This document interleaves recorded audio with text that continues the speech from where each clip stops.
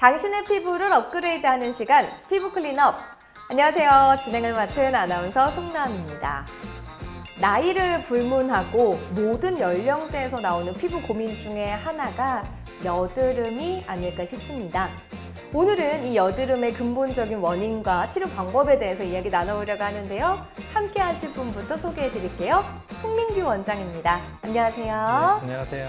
송민규 원장입니다. 네, 반갑습니다. 진짜 앞서서 제가 말씀드린 대로 나이를 불문하고 어릴 때부터 성인까지 여드름에 대한 고민은 좀 끊임이 없는 것 같다라는 생각이 듭니다. 이 여드름의 근본적인 원인, 무엇에 있을까요? 네, 여드름은 여러 가지 요인들이 복합적으로 작용해서 발생하는 것으로 알려져 있습니다. 네. 대표적으로 모낭 표피의 각질 이상 및 과다 증식, 그리고 피지 분비 증가, 여드름균의 증식, 염증 반응 등이 대표적인 이유가 되고요. 네. 대부분의 분들이 사춘기 이후에 남성 호르몬이 증가하면서 피지 분비가 늘어나고 여드름을 한 번씩 경험하게 됩니다. 맞습니다. 여드름을 경험하지 못한 사람은 아마 없을 것 같은데요. 이 여드름이 또 한 번은 굉장히 크게 사춘기 때 온 얼굴을 덮은 형식으로 나타나기도 하고, 성인이 돼서는 한 개, 두 개만 자고 일어나서 조금씩 나는 경우도 있고, 원인이 참 다양하다라고 말씀을 해주셨는데, 이게 발생하는 시기라든지 상황에 따라서도 좀 여드름의 종류가 다양할 것 같아요. 여드름이라고 해서 다 똑같은 여드름은 아니지 않을까 싶은데 어떤가요? 네, 여드름을 오시는 분들을 보면 모든 분들이 다 다르게 여드름이 나타납니다. 네. 그 여드름이 거의 안 나시는 분들부터 너무 심해서 흉터 발생이 많이 되시는 분들까지 굉장히 다양하게 나타납니다. 여드름이 나는 동안 여드름이 악화되는 요인들은 대부분 스트레스, 피로, 수면 부족, 그리고 여자분들은 호르몬 주기 변화 등이 관련이 되는데, 개개인의 피부 차이와 이러한 요인들이 차이가 나기 때문에 여드름의 양상이 다른 것으로 생각할 수 있습니다. 진짜 그 원인이 다양할 수밖에 없는 것 같습니다. 스트레스도 있고 호르몬적인 영향도 있고 또 환경적인 영향도 있다라고 이렇게 말씀을 해주셨는데요. 이게 또 여드름이 굉장히 소량으로 발생을 하게 되면 저도 거울을 보면서 이 정도는 짜면 없어지지 않을까 가볍게 생각하는 경우가 많거든요. 네, 가볍게 생각하다가 크고 다치는 경우가 저도 꽤 있었습니다. 많은 분들이 좀 그러실 것 같아요. 네, 여드름이 가장 문제가 되는 것은 흉터를 남기는 건데, 네. 여드름이 많이 나야 흉터가 생기고 적게 나면 흉터가 안 생기고 이렇지는 않습니다. 여드름이 적게 나더라도 손을 대서 염증이 심해지면 흉터가 남을 수 있기 때문에 여드름은 초기에 잘 대처해서 흉터가 남지 않게 하는 것이 중요합니다. 말씀을 좀 들어보니까 여드름마다 그 원인이 다른데, 문제는 이 다른 원인을 스스로 알아내는 거는 또 곤란할 때가 많잖아요. 쉽지 않고요. 그러면 우리가 좀 병원에 가게 되면 정확하게 좀 진단을 받을 수 있지 않을까 싶어요. 어떤가요? 여드름이 맞다면 반복해서 재발하기 때문에 그때그때 잘 대처하는 것이 중요합니다. 근데 여드름의 양상은 워낙 다양하기 때문에 본인이 여드름인 줄 모르고 병원에 오시는 분들이 꽤 많습니다. 그래서 뭔가 피부에 불편한 게 있으면 손을 대거나 자가 치료하지 마시고 네. 병원에 오셔서 여드름이 맞는지 확실하게 진단을 받고 그에 맞게 대처를 해나가시는 것이 중요하다고 말씀드릴 수 있습니다. 그냥 뾰루지라고 생각했는데 이게 여드름이라는 이야기를 들으면 진짜 많은 분들이 "헉, 난 여드름 나는 피부가 아니었는데" 하면서 충격받는 분들도 계실 것 같아요. 그러면 이렇게 여드름이다라는 진단을 받게 되면 그 이후에 치료 과정은 어떻게 될까요?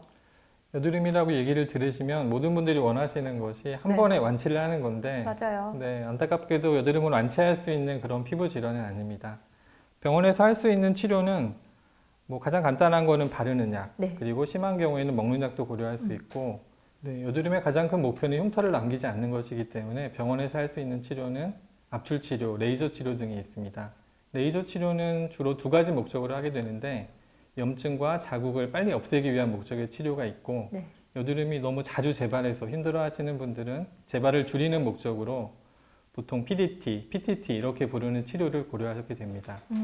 저도 여드름이 나서 병원에 가게 되면은 주사로 치료를 받은 적이 있어도 이렇게 PTT, PDT라는 명칭을 좀 처음 듣게 돼서 생소한 것 같은데, 이 두 가지가 좀 비슷한 치료인 건지 아니면 차이점이 있다면 어떤 점이 좀 다른 점이 있을까요? 네, 비슷한 치료이지만 약간의 차이가 있는데, 네.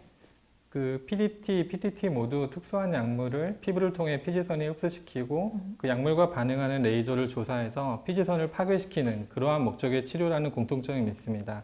차이점은 PDT의 경우에는 특수 약물이 레이저에 반응을 해서 2차적으로 활성산소를 만들어 피지선을 파괴시키고, PTT 같은 경우에는 특수 약물이 열을 발생시켜서 피지선을 파괴시키게 됩니다.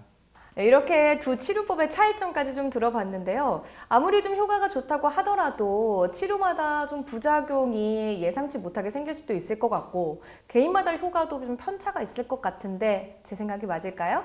네, 아무리 안전한 치료라고 해도 여드름도 다 다르고 네. 피부도 다 다르기 때문에 예측하지 못한 부작용이 생길 수 있습니다. 대표적으로는 치료 후에 붉은기가 심하다거나 뭐 열감이 느껴진다거나 가렵다거나, 아니면 여드름이 일시적으로 올라온다거나, 이러한 증상들이 있을 수 있고, 이러한 증상이 있으면 빨리 치료받은 병원을 방문하셔서 해결하는 것이 좋습니다. 이렇게 원장님 말씀대로요. 모든 치료에는 부작용이 따를 수 있고 또 개인마다 효과가 다르다는 점, 또 이제 문제가 발생했을 때는 전문의와의 상담을 통해서 적절한 치료를 받는 게 가장 중요하다라는 점 말씀드리도록 하겠습니다. 마지막으로요. 이 고민은 요즘 현대인이라면 모두가 할 만한 좀 고민이 될 것 같습니다. 이제 저희가 마스크가 어떻게 보면 일상생활의 기본이 됐잖아요. 마스크 속 안에서도 여드름이 생기거나 좀 간지럼증이 있거나 이런 분들이 굉장히 많아지셨을 것 같은데, 또 이게 일상생활에서 발생하다 보니까 매번 병원에 내원하기가 힘들 때가 있잖아요. 워낙 많이 발생해서.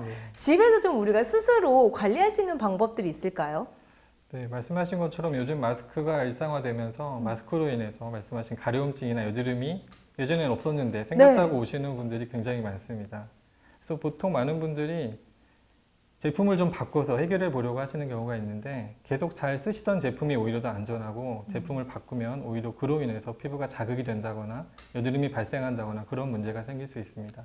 그리고 마스크 자체도 다들 써보셔서 아시겠지만 조금 편하게 느껴지는 마스크가 있고 불편한 마스크가 있는데, 아무래도 편한 마스크가 피부에 부담을 덜 줄 수 있습니다.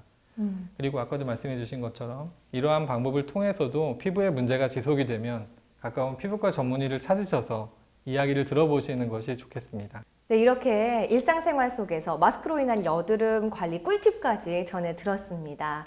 지금까지 송민규 원장과 함께했습니다. 고맙습니다. 네, 감사합니다. 당신의 피부를 업그레이드하는 시간 피부 클린업. 오늘 이 시간에는 여드름에 대해서 알아봤습니다.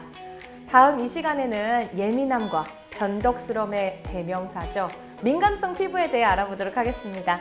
저는 여기서 인사드릴게요. 시청해주신 여러분 고맙습니다.